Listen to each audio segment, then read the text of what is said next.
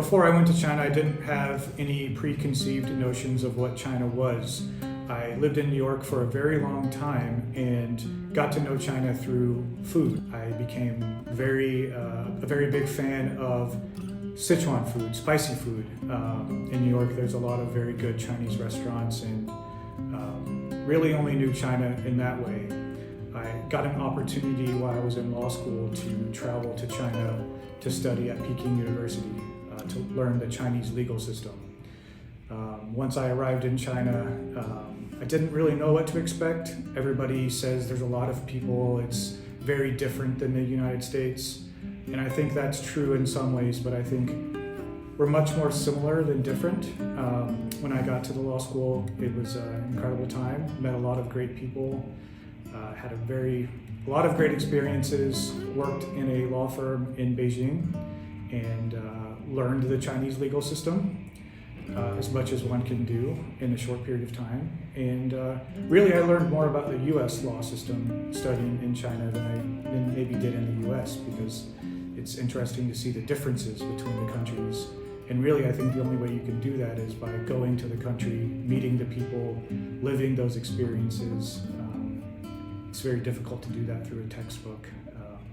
So I maintain a lot of very close friends and colleagues that I met at Peking University and met in Beijing while I was there. I really explored the city, rode my bike around the city everywhere, lived in the hutongs in Beijing, which are small alleyways where the homes are old, and it's a very interesting mix of architecture of very old, preserved areas, but also ultra-modern areas of the city. I worked in one of those big shiny buildings, but at night I would go home and live in the hutongs, so very different experiences. I first went to China in 2016, so at that period of time, the relationship between China and the U.S. as it relates to entertainment was actually very strong. There was a lot of investment from China into Hollywood at that point. A lot of people were buying studios, production companies, or investing in slates of films for U.S. films. There was a lot of investment. So as a lawyer, that was a very exciting time to be there to see that happen. The domestic audience within China largely now prefers Chinese films. So if you look at the top box office in China, it used to be almost all Hollywood films, one or two Chinese films. Now it's almost all Chinese films. The production value of films in China, film and television, has increased significantly. They can make movies and TV shows much better now. The quality has gone way up, but also the audience within China now prefers their own content, which is great for their market because they have a very big market of fans. We're starting to see more of Chinese IP coming into the US. So you have Three Body, which is big on Netflix. You have Wandering Earth, which did very, very well in the theater here in the US. So you're starting to see the IP travel to the US more, and I think there'll be more opportunities for that. So for me, one of the shows that I latched onto after I visited China it's called A Bite of China. So it's a food documentary show that travels through China, talks about how food is made, how food is grown, the people that make this food. It is so fascinating. It is one of the best pieces of what's called soft power that I have ever seen, because it helped me fall in love with China and learn China that I didn't otherwise get to experience. I didn't get to go to all of these very rural areas and see the way in which food is grown and the way that they make tofu and all of these family recipes.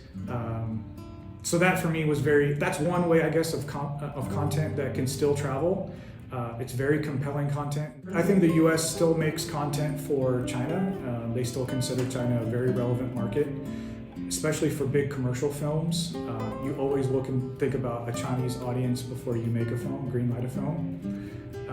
How it will do there. It's very tough to predict, but it's still always a consideration. So I think that's the way in which the two countries continue to cooperate, is by exchanging ideas, showing their cultural relevance and significance through content that is compelling to both a Chinese audience and a U.S. audience. And I think China is getting very, very good in film and television production.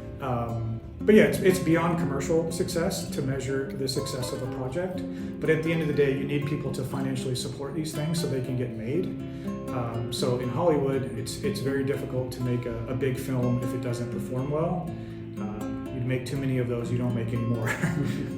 But in China, I think the government, from my understanding, supports the arts quite well. So they can take chances. They can do things that are not necessarily made for a commercial audience. I think you have to approach any cooperation, whether it's U.S. and China or U.S. and anybody, even U.S. to U.S., with an open mind. I think it's particularly valuable whenever you're doing a cooperation with somebody that's not from your culture, because that's the only way in which you learn about the other culture. It can be very challenging to do that because you have two different views of doing things and you have to figure out how to do it. But I think in the process in doing that can create very compelling content, and it can create things that you could otherwise not create if you were just making things with people who thought like you or held the same sort of cultural background as you.